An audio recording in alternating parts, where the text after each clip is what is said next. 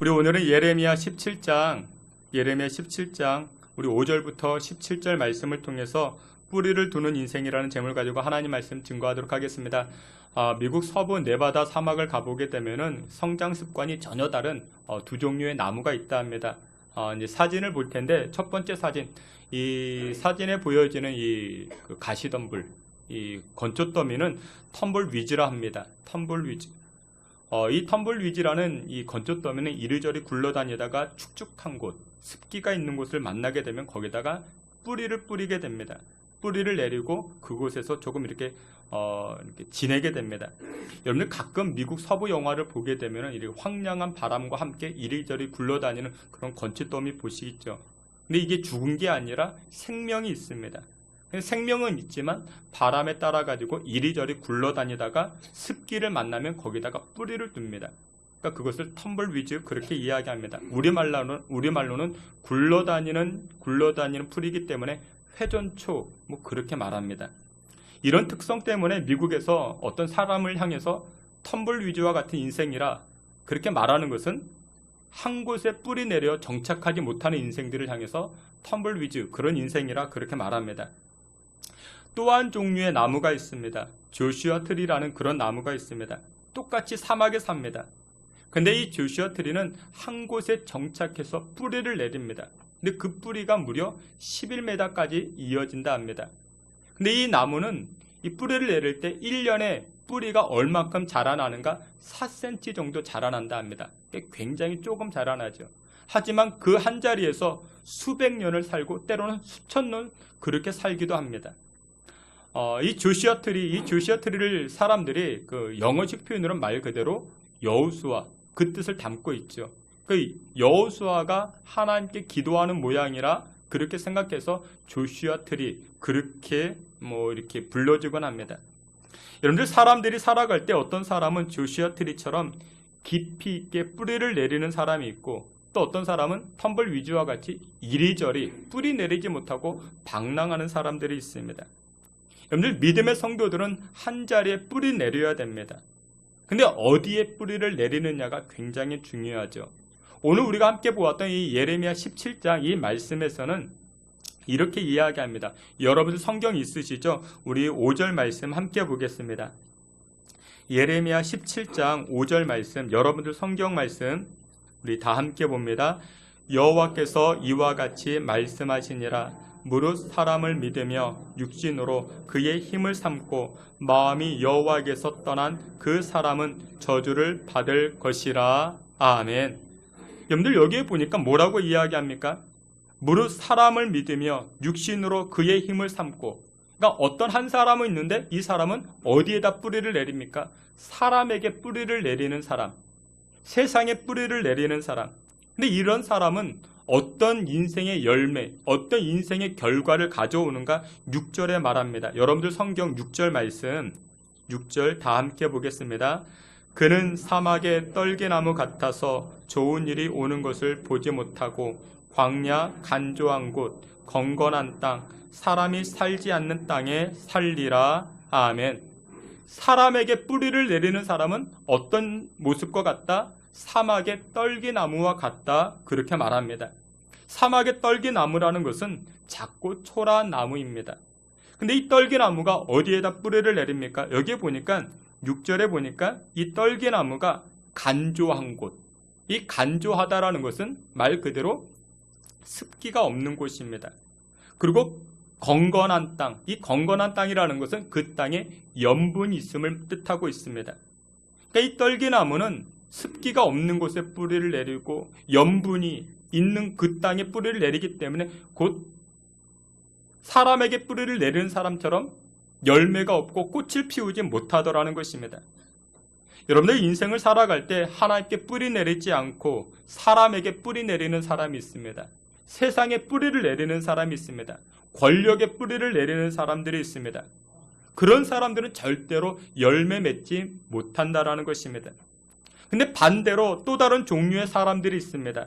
7절 말씀, 우리 여러분들 성경 예레미야 17장 7절 말씀 우리 함께 보겠습니다. 그러나 무릇 여호와를 의지하며 아멘. 여기 7절 말씀에 보니까 여호와를 의지하며 여호와를 의뢰하는, 다시 말해서 여호와 하나님께 뿌리를 내리는 사람, 그런 사람들에게는 그 사람은 무엇이 있다? 7절 하반절에 복을 받을 것이라 성경은 말씀합니다. 여호와께 뿌리를 내리는 사람들의 그 인생의 결론은 무엇이냐? 8절에서 이렇게 설명을 합니다. 여러분들 성경 8절 말씀, 8절 함께 봅니다. 그는 물가에 심어진 나무가 그 뿌리를 강변에 뻗치고 더위가 올지라도 두려워하지 아니하며 그 잎이 청청하며 가무는 해에도 걱정이 없고 결실이 그치지 아니함 같으리라. 아멘. 근데 이 말씀에 보니까 뭐라고 말씀합니까? 이렇게 말씀합니다. 여호와께 뿌리를 내리는 사람은 강변에 뻗치는 뿌리와 같다. 그러니까 강물에 뻗친 뿌리와 같다. 더위가 올지라도 걱정이 없고 염려가 없다. 가뭄이 들어도 근심이 없다. 그렇게 말합니다. 이유가 무엇이냐?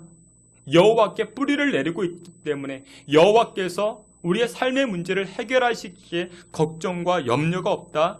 오히려 우리에게 복이 다가온다. 그런 인생이라 성경은 말씀합니다. 여러분, 우리가 오늘 살피는 이 예레미야 17장 이 말씀은 예레미야의 기도로 구성되어져 있습니다. 그러니까 예레미야 선지자는 그때 당시 힐기야라는 제사장의 아들입니다. 그 제사장의 아들입니다. 이 예레미야는 참 정직했고 하나님의 말씀에 참 잘 순종했던 그런 사람입니다. 이 예레미야 선지자가 오늘을 살고 있는 저와 여러분들에게 당부하는 것이 무엇이냐? 세상의 헛된 것에 뿌리 내리지 말고 세상의 인기, 세상의 권력, 세상의 지식, 그런 것에 뿌리 내리지 말고 누구에게? 여호와 하나님에게 뿌리를 내리라. 그렇게 권면하고 있습니다. 여러분, 우리의 인생이 그렇습니다. 우리의 가정도 마찬가지입니다. 여호와 하나님께 뿌리 내리시기를 주님의 이름으로 축원합니다. 그러면 여호와 하나님께 뿌리 내리면 그 인생과 가정이 어떻게 달라지는가? 오늘 성경은 두 가지로 말씀합니다. 우리가 여호와께 뿌리 내리면 우리의 인생은 소망의 인생으로 바뀌어지더라는 것입니다. 그게 첫 번째입니다. 우리 13절 말씀을 다 함께 보겠습니다. 우리 예레미야 17장 13절, 우리 앞에 있는 말씀 우리 다 함께 보겠습니다. 이스라엘의 소망이신 여호와여, 무릇 주를 버리는 자는 다 수치를 당할 것이라. 무릇 여호와를 떠나는 자는 흙의 기록이 되오리니 이는 생수의 근원이신 여호와를 버림이니이다. 아멘. 여러분들, 우리가 여호와께 뿌리 내리면 여호와 하나님은 우리의 무엇이 되어주신다? 소망이 되어주신다 말씀합니다. 소망 되어주신다. 여러분들, 기독교인이라면, 하나님을 믿는 사람이라면 여호와 하나님이 우리의 소망이라는 사실을 부인하지 않습니다. 여러분들도 그 사실을 믿으십니까?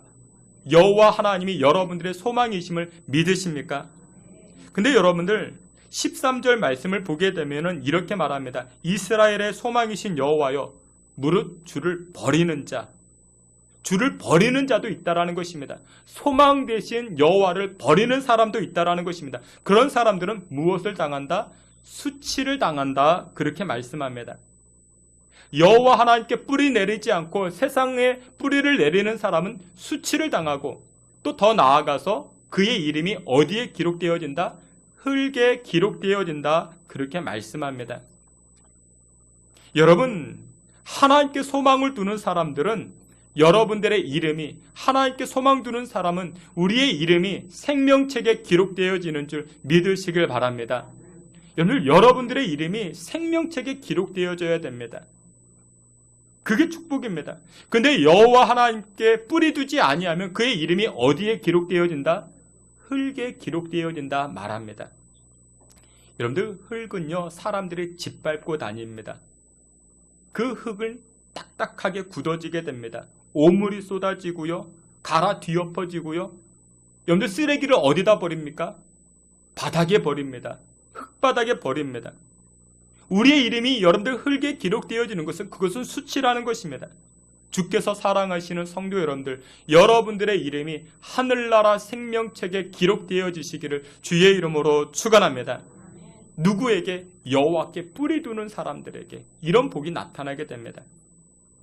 근데 여러분들 오늘 본문의 말씀에 보니까 10절에 이런 말씀이 있습니다. 예레미야 17장 10절 말씀에 보니까 나 여호와는 심장을 살피며 폐부를 시험하고 각각 그의 행위와 그의 행실대로 보응하나니라고 말씀합니다. 여러분들 하나님께서 갚으실 때 무엇으로 갚으신다고요? 우리의 반응을 가지고 갚으신다 말씀합니다. 그래서 신앙생활 잘하는 것은 이것입니다. 반응을 잘하는 것입니다. 이 자리에 앉아 계신 여러분들은 이것을 부인하지 아니할 것입니다. 무엇을 부인하지 않느냐? 여호와 하나님은 소망의 하나님이라는 사실을 부인하지 아니할 것입니다. 근데 그것을 알고만 있는 것과 소망의 하나님에 관해서 우리가 반응하는 것과는 큰 차이가 있습니다. 오늘 본문 10절에도 그렇게 말씀합니다. 여호와 하나님께서 우리에게 복으로 갚으시는 것이 무엇이냐? 여러분들의 행위를 통해서, 여러분들의 반응을 통해서 갚아주신다 말씀합니다. 여러분들 신앙생활 잘하는 것은 이겁니다. 반응 잘하는 거예요. 반응만 잘하면은 여러분들 복을 얻습니다.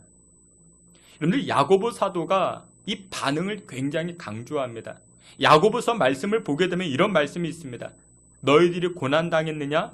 그러면 기도할 것이라. 여러분들 고난이 있을 때 무슨 반응을 보이자고요?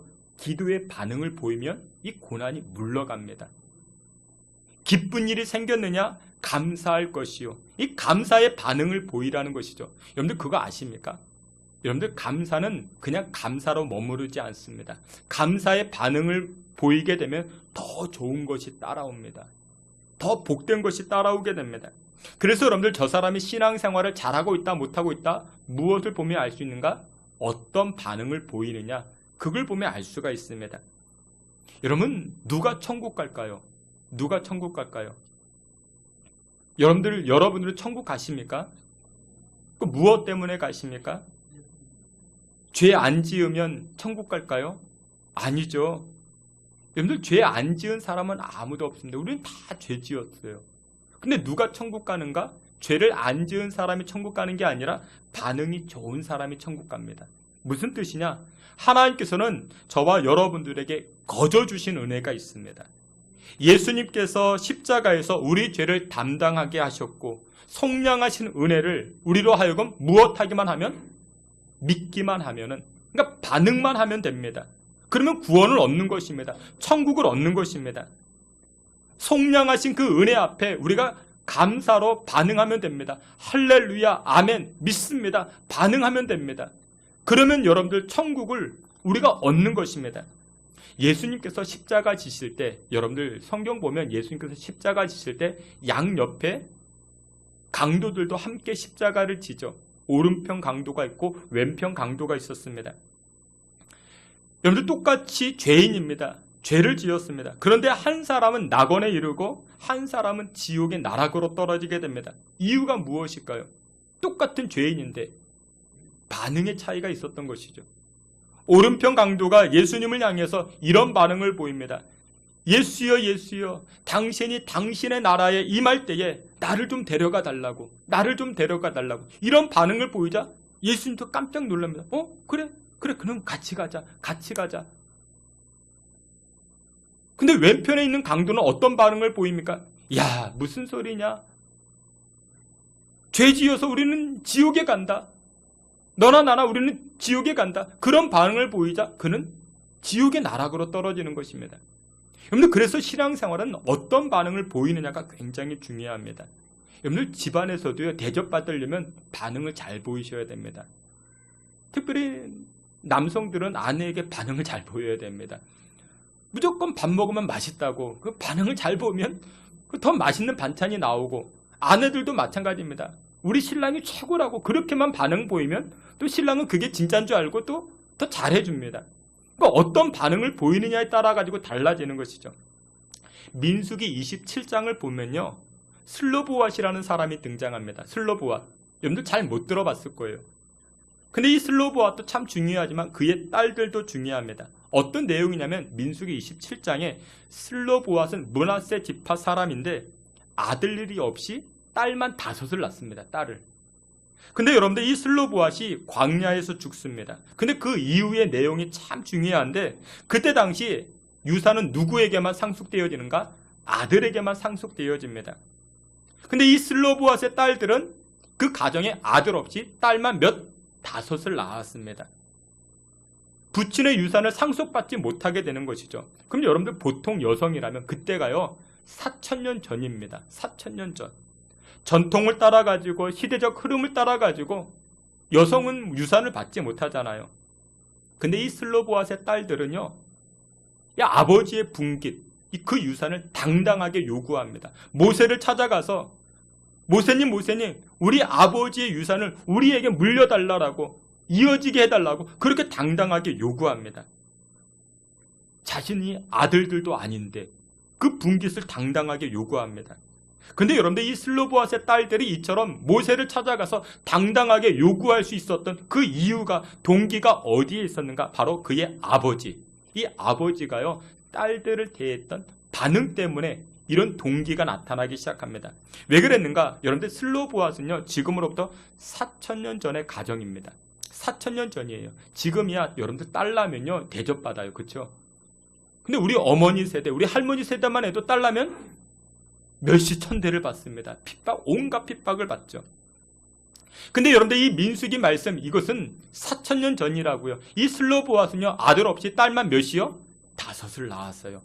이름이 거론되어집니다. 말라, 노아, 호글라, 밀가, 디르사. 4,000년 전입니다. 4,000년 전에 생각해 보세요.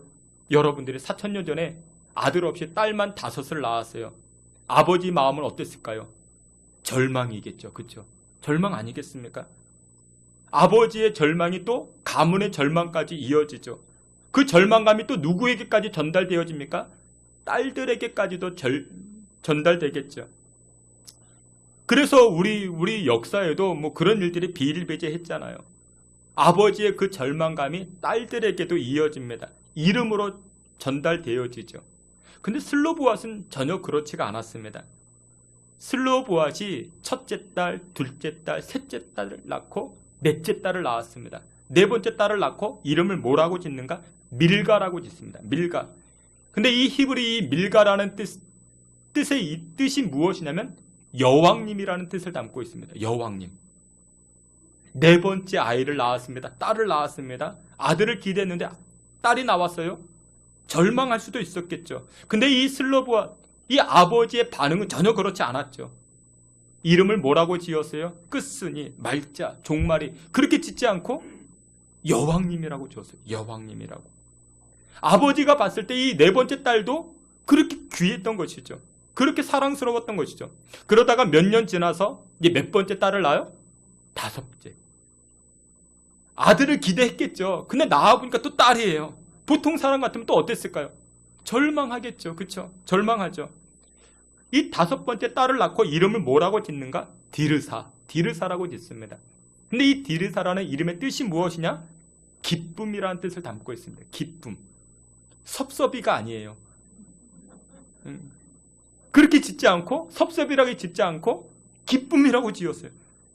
여러분 이 슬로보아스는요 5째 딸을 낳고도 그 반응이 참 좋았던 것이에요. 그런데 그 반응이 누구에게 전달되어집니까? 이 딸들에게 전해져요. 그 딸들은요 인생을 살아가면서 그늘이 없습니다. 위축되지 않아요. 누구를 만나도 당당하게 살아갑니다. 자존감을 가지고 살아갑니다. 그래서 아버지의 분깃이 아들에게 전달되어져야 되는데 이 슬로보아스의 딸들은 모세를 찾아가서 당당하게 자기의 권리를 주장합니다. 여러분 그래서 반응이 굉장히 중요합니다. 주님께서 사랑하시는 귀한 성도 여러분들, 오늘 본문에 하나님은요 소망의 하나님이라 말씀합니다. 근데 그분에게 우리가 뿌리를 내리는 그 반응이 필요합니다. 소망의 하나님 우리가 알고 있습니다. 아는 것으로 끝나서는 아니 됩니다. 여러분들 뿌리를 두셔야 됩니다. 반응을 보이셔야 됩니다. 여러분들 그 예배를 드릴 때에도 반응을 보이셔야 은혜를 받습니다. 찬송을 부를 때도요 정말 그 간절한 마음을 가지고 찬송의 반응을 보이는 분들이 은혜를 받고요, 말씀을 들을 때도요 뭐 아멘 하면서 그렇게 반응을 보이는 분들은 여러분들 남들과 다른 은혜를 받습니다. 근데 어떤 분들은 시큰둥한 반응을 보이는 분들이 계세요. 아휴 뭐 언제 끝나나 시계나 보면서 왔다 갔다 하고 뭐 옆 사람이나 쳐다보고 그 은혜가 없어요. 복이 없습니다. 여러분들, 하나님은요, 좋은 반응을 보이는 사람들에게 더 좋은 것을 갖다 주십니다. 1990년대 우리나라 선교사님이 중국 선교를 갑니다. 여러분들, 그 중국 선교가 그렇게 쉽지가 않아요. 지금도 제가 알고 있는 어떤 선교사님이 계시는데 몇 달 전 중국에서 추방을 당했습니다. 몇 달 전이에요. 중국 선교사님, 중국에 나가 있는 선교사님들은요, 현지인들, 이 중국인들에게는 전도를 못하게 되어 있습니다. 하지만 누구에게는, 한인들에게는 전도를 하게 되어 있습니다. 그러니까 한인들에게는 되는데 이 중국인들에게 전도를 하면 안 돼요. 이 선교사님 가정에 이제 일을 도와주는 아주머니가 계시는데, 그 아주머니가 왔을 때 복음에 관해서 짤막하게 설명을 했던 것 같아요. 근데 그게 공안에 신고가 되어지고 그게 발각이 되어져서 이 추방을 당했습니다. 그러니까 그런 상황이에요. 근데 1990년대는 뭐 더 했죠. 한국 선교사님이 중국으로 갔습니다. 대학에서 공부를 하면서 이제 선교를 하는 거예요. 근데 대학에서 공부하면서 비밀리에 선교하는데 하나님께서 계속 감동을 주시는 거예요. 전도와 선교에 관한 감동을 주시는 거예요. 그래서 이 반응을 보이긴 보여야 되는데 어떻게 할까? 그러다가 때마침 북한에서 이 중국으로 유학 온 유학생들이 있었답니다. 처음에는 서로 경계하죠. 뭐 국적이 다르니까. 근데 시간이 지나면서 그래도 어쨌거나 한 핏줄인지라 친밀해지고 가까워지기 시작했다 합니다. 그 어느 사이에 이제 호칭이 달라지는 거예요. 형님, 아우, 그런 호칭으로 바뀌어지게 됩니다. 그러던 어느 날 이 북한 유학생들이 이 선교사님을 찾아와서 이렇게 이야기하더랍니다. 형님, 나만 유행가 하나 좀 가르쳐 달라고. 나만 유행가 하나 가르쳐 주시라요. 뭐 이렇게 뭐 요청을 했대요. 노래 하나 가르쳐 달라고. 여러분들, 선교사님이 알아야 노래를 뭐 얼마나 알겠습니까? 저도 몰라요. 저도 뭐 아이돌이 누군지도 모르고 마땅히 가르칠 유행가가 없는 거죠. 하지만 이건 좋은 전도의 기회가 되겠다. 어떻게 할까? 어떻게 반응을 보일까?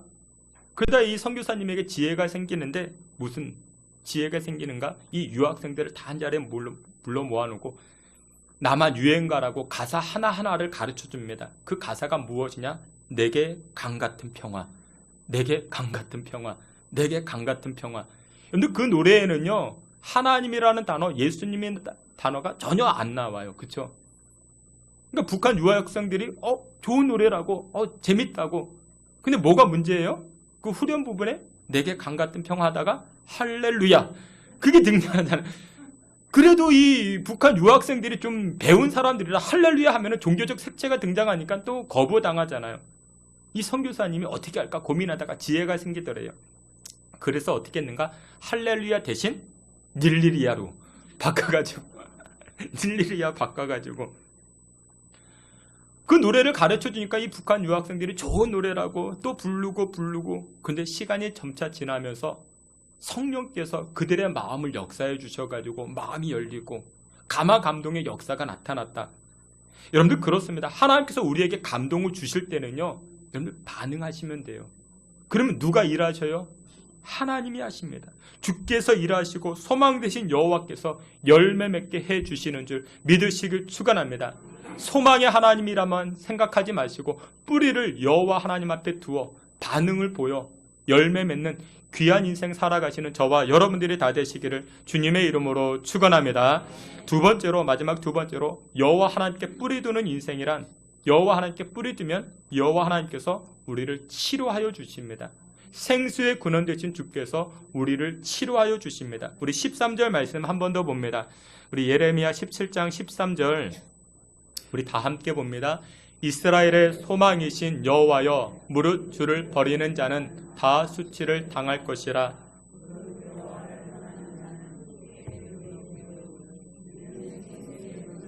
여호와를 버림이니이다. 아멘.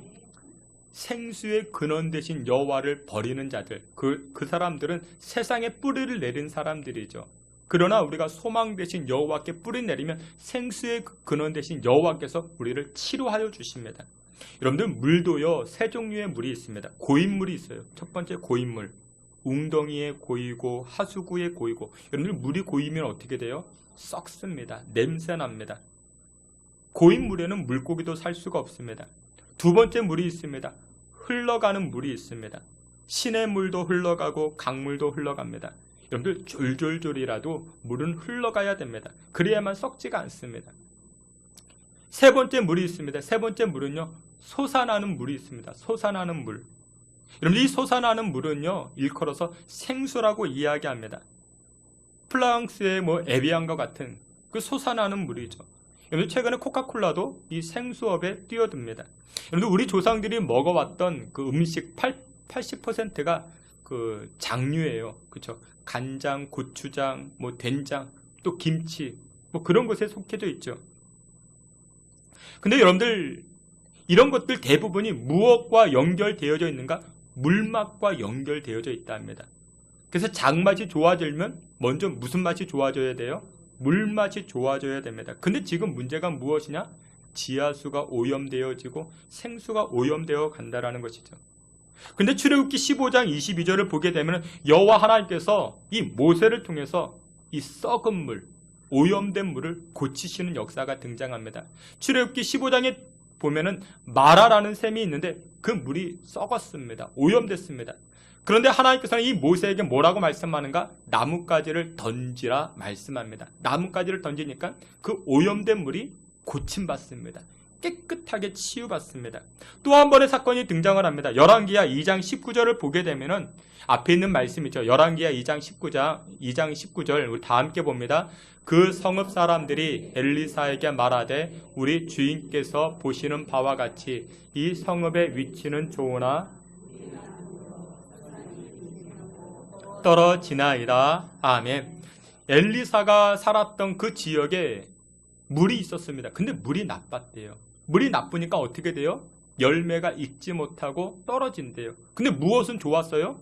성읍의 위치는 좋았지만, 땅은 좋았지만, 여러분들 무엇보다도 중요할 것이 물입니다. 물이 좋아야 됩니다. 야, 저긴 물이 안 좋아. 수질이 안 좋아. 그런 말들을 많이 하죠. 그러면 열매가 없습니다. 근데 여호와 하나님께서는 이 엘리사에게 어떻게 말씀하시는가? 물 근원을 고치게 하시는데 소금을 던지라 말씀합니다. 소금을 던졌더니 어떤 일이 벌어지는가? 21절에 이렇게 말씀합니다. 앞에 있는 말씀 21절 말씀 다 함께 봅니다. 엘리사가 물 근원으로 나아가서 소금을 그 가운데에 던지며 이르되 여호와의 말씀이 내가 이 물을 고쳤으니 이로부터 다시는 죽음이나 열매 맺지 못함이 없을지니라 하셨느니라. 아멘. 21절을 보게 되면요, 여호와의 말씀이 내가 이 물을 고쳤다. 여러분들 물을 누가 고쳤어요? 여호와께서 고치셨대요. 여러분들 물은 가장 근원입니다. 근본입니다. 여러분들 우리 인체도 물이 기본입니다. 물이 좋아져야 됩니다. 근데 그 물을 누가 고치셨어요? 여호와께서 고치십니다. 이 말씀과 같이 오늘 본문에 보니까 이 예레미야 선지자가 또 이렇게 이야기합니다. 우리 오늘 본문 14절 말씀, 우리 앞에 있는 본문 우리 14절 다 함께 봅니다. 여호와여 주는 나의 찬송이시오니 나를 고치소서 그리하시면 내가 낫겠나이다. 나를 구원하소서 그리하시면 내가 구원을 얻으리이다. 아멘. 여러분들 우리가 여호와께 뿌리 내리며 나아갈 때 여호와 하나님 우리를 고치십니다. 생수의 근원 되신 주 여호와께서 우리를 고치십니다. 여러분들의 쓴뿌리를 고치시고 오염된 물을 고치시고 우리의 인생을 고쳐주시는 줄 믿으시길 축원합니다. 태어날 때부터 장애를 가져가지고 어렸을 때부터 늘 마음에 절망으로 살아왔던 한 사람이 있었습니다. 소아마비가 있어가지고 어렸을 때부터 한쪽 다리를 쩔뚝쩔뚝 거리며 다니는 것입니다. 그 자신의 문제를 언제 발견했는가? 5살 때 발견했다 합니다. 쩔뚝쩔뚝 거리는 자신의 다리. 그리고 초등학교, 중학교, 고등학교를 지내갑니다. 사춘기 시절을 지내면서 얼마나 가슴이 아팠겠습니까? 사람들이 자기를 쳐다보면 꼭 뭐만 쳐다보는 것 같이 여겨졌는가? 자기 다리만 보는 것처럼. 그러니까 사람들 앞에 쉽사리 서지도 못합니다. 부끄럽고 수치스럽고 자기가 그렇게 싫었다 합니다. 한 번은 고등학교를 마치고 이제 집으로 돌아가는데 이런 생각이 들었다 합니다. 만약에 신이 있다면 신은 불공평한 신이다. 왜 나에게 이 쩔뚝거리 발을 주었을까? 그런 생각을 했다 합니다. 그래서 자신은 결코 신을 믿지 아니할 것이다.